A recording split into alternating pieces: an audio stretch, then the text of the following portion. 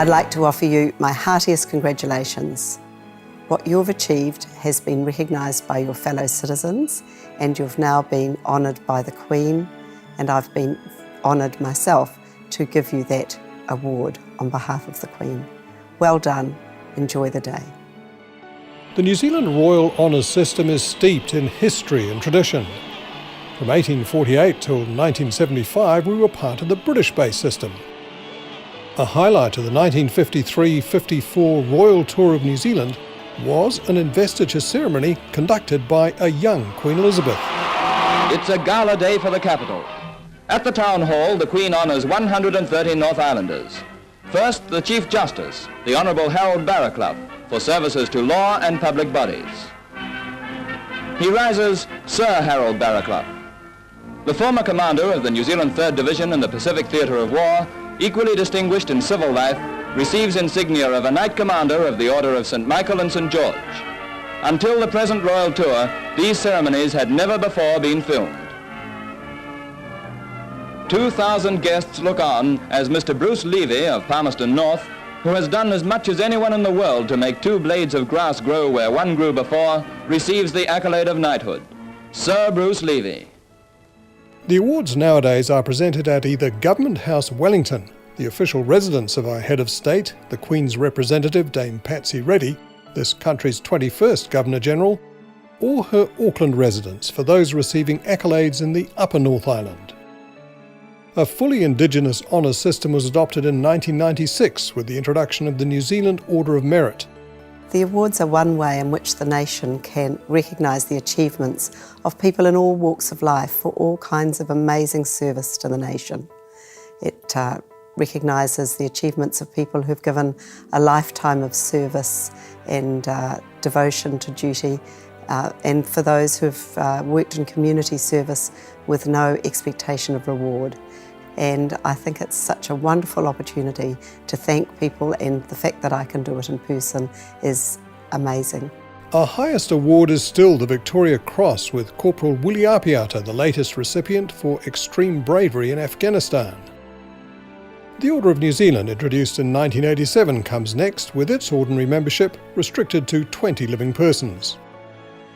Then the New Zealand Order of Merit, which has 5 levels, with men in the top 2 called Sir.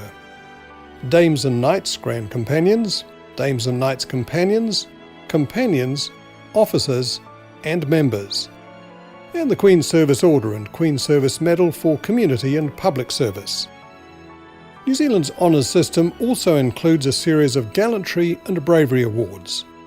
The most important part is that you're able to bring in people from all walks of life, from all parts of the country, and recognise them in the same ceremony for so many different things, whether it's outstanding skills and qualities in their chosen careers, or whether it's outstanding achievement by their service to others, or whether it's outstanding achievement in their duty to the country.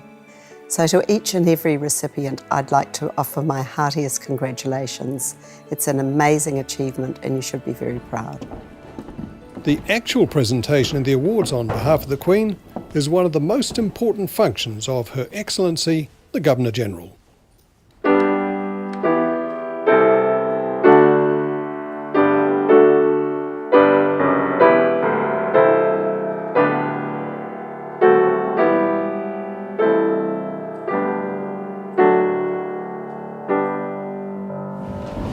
Ena mana, ena reo, ena iwi o ngā hoi whā.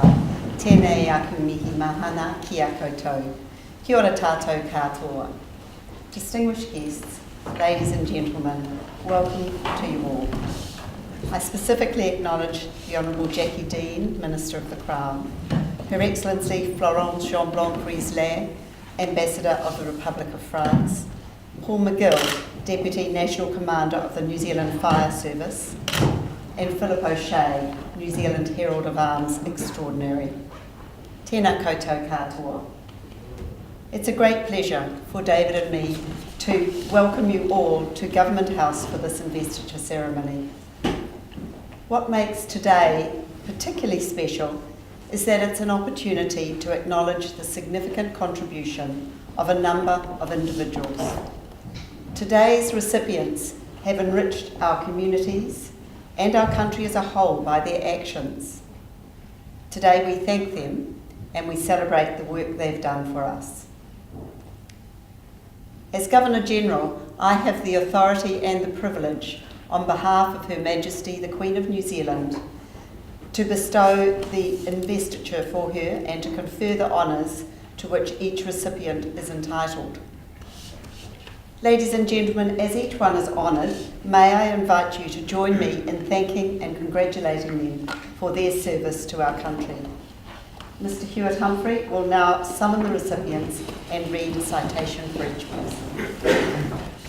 Your Excellency, to receive the insignia of the New Zealand Bravery Medal, Mr. Carl Jennings of Sydney for an act of bravery. On the night of the 23rd of November 2012, a homeowner set fire to her home in the Auckland suburb of Orake with the assistance of accelerant, in the process setting herself alight.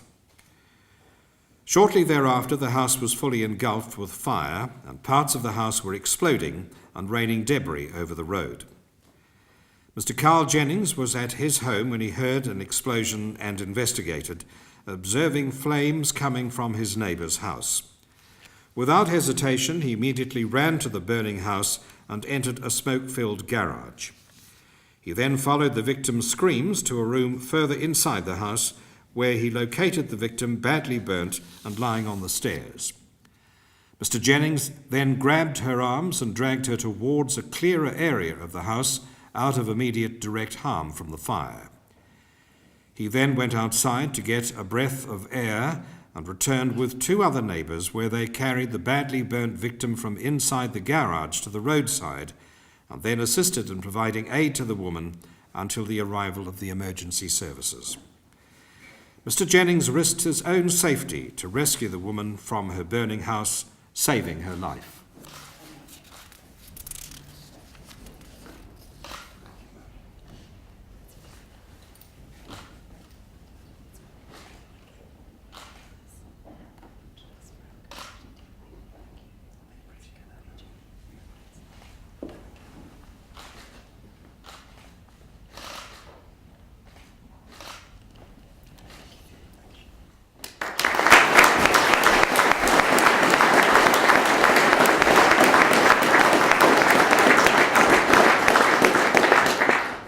Your Excellency, the investiture is concluded.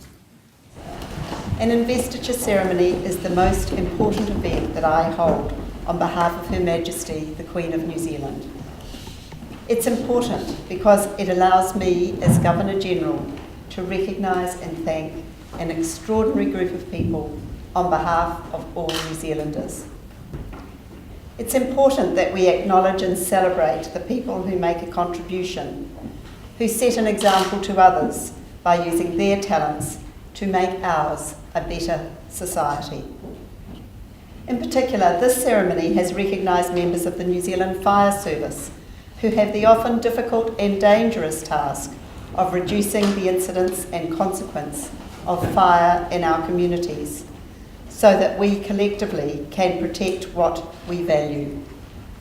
That entails firefighters coming to the aid of those in need, and that's a service that's valued by all New Zealanders. We've also recognised the actions of a member of the public who risked his own life to help others. I commend your care and compassion. An award of this nature is a rare accolade. It recognises determination, commitment, perseverance, compassion, and a contribution to society. To the recipients, we've all been privileged today to hear your stories. You've set a fine example which inspires, encourages, and motivates others. In your own way, each of you promotes the things that are important to New Zealanders. Your actions and the stories we've heard today remind me of the words of the late Sir Edmund Hillary, who was a foundation member of the Order of New Zealand, when he said, "People do not decide to become extraordinary, they decide to accomplish extraordinary things. Your contributions have enriched the cultural, social and economic fabric of Aotearoa New Zealand. On behalf of the Queen of New Zealand and all New Zealanders, I congratulate you on your achievements, your character and your commitment. Kia ora hui hui tātou katoa. Ladies and gentlemen, that almost brings to a close the formal part of today's proceedings. But before we ask you to come through and enjoy the hospitality of the House, may I invite you to stand and sing the national anthem, first in Māori and in English.